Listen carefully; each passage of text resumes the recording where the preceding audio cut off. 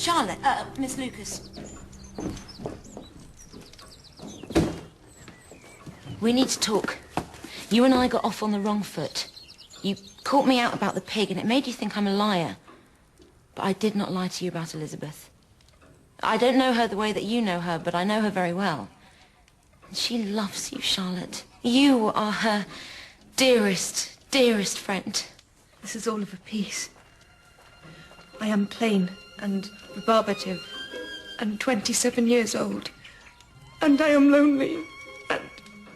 Listen, there is someone here who's prepared to take you on. I mean, dying to meet you. Now move. Oh, no. Mr. Collins! Miss Price. You're going to ruin those trousers. Under the circumstances, it is a possibility a man must face. I fear, Miss Price, we intrude. That's exactly what we do. Look, Mr. Collins, I can't help noticing that you're about to ask Miss Bennet here to marry you. That would be a really bad mistake, because for the sake of her family, she'd feel obliged to say yes. And she's not the right person for you. She just isn't. There is someone else here who could give you love like no other.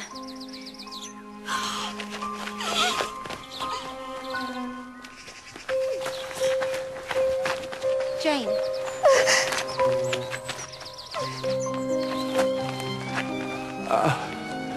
You bring Miss Lucas to lend you the courage to tell me this. I brought her because... No. What? No, the person I'm talking about... Lady Catherine urged me to seek out spirit. Seek out spirit, Mr. Collins, she cried. The person I'm talking about is Charlotte Lucas. But she is not the person of whom I speak. Miss Price.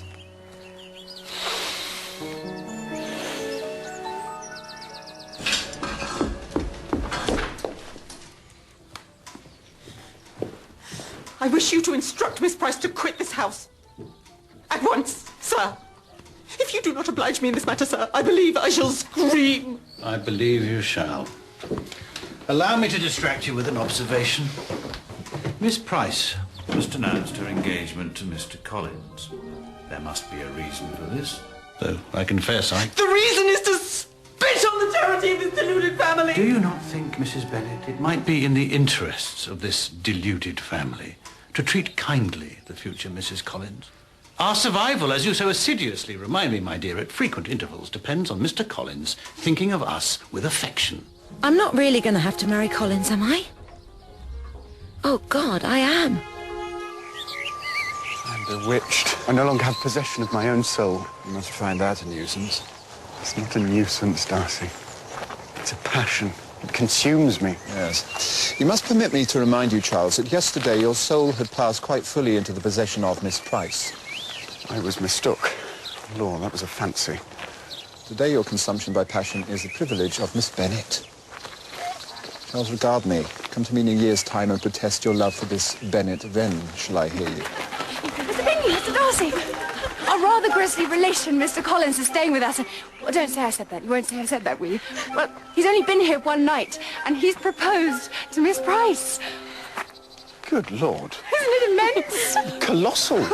Has she accepted him? They're to be married within the fortnight. Come in, gentlemen, and view this Collins for yourself. Oh, do say you shall. We shall. Hurrah! We shall have cake. Are women not curious, Darcy? And a girl as decorative as Miss Price, who is not demonstratively occupied with husband hunting, should agree to marry this Collins. Altogether a rum business. It is composed of egregiously rum ingredients. So, let us view the sordid world of the Bennets.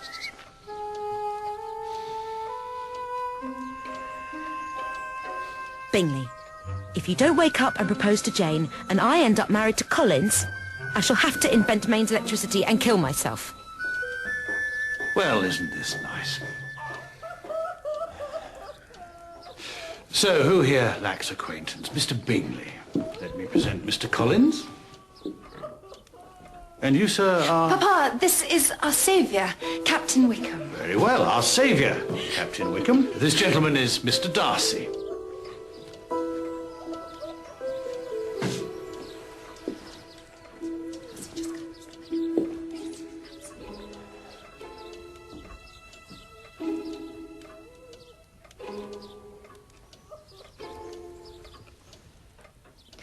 Mr. Bennet, may I have your permission to play the piano? At this hour? What would Lady Catherine say, Mr. Collins? Her ladyship is possessed of impeccable manners. She would merely pretend not to notice.